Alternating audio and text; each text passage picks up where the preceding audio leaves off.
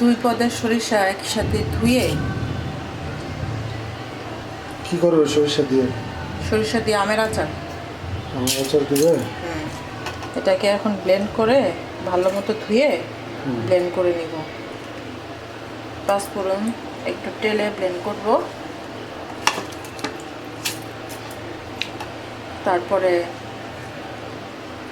আমের ছলকা সহ যে আচারটা, তেলে ডুবানো আচার, সেটা দিব। এটা গরম ভাত, তারপর হচ্ছে সাদা পোলাও, ভুনা খিচুড়ি, লাটকা খিচুড়ি সবগুলোর সাথেই জমে যায়।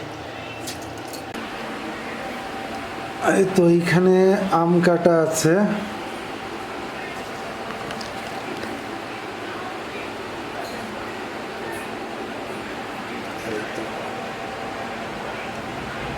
ছলকা সহ আমের আচার দেওয়া হবে।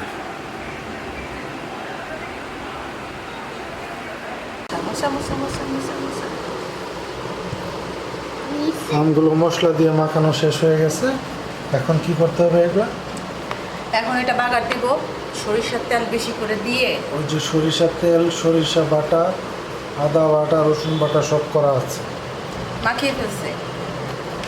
এই আচারটা পুরোপুরি তেলে ডুবিয়ে, তেলে ডুবানো আচার হবে। এটা খুব টেস্ট। সন্ধ্যালি, আচারের তেল গরম হচ্ছে, এখানে আচার ছেড়ে দেওয়া হবে। এই আমগুলোকে এখানে ছেড়ে দেওয়া হবে।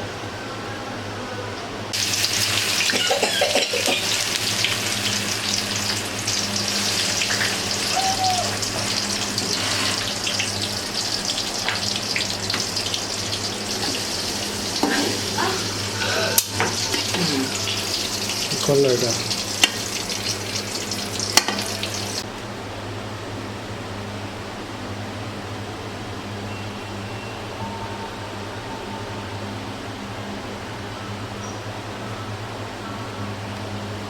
হ্যাঁ, 1.5 কেজির মতো দিয়েছি। আচার রেডি হয়ে গেছে নাকি? হ্যাঁ, ভিনেগার সব কিছু দেওয়া শেষ। নামাই ফেলো।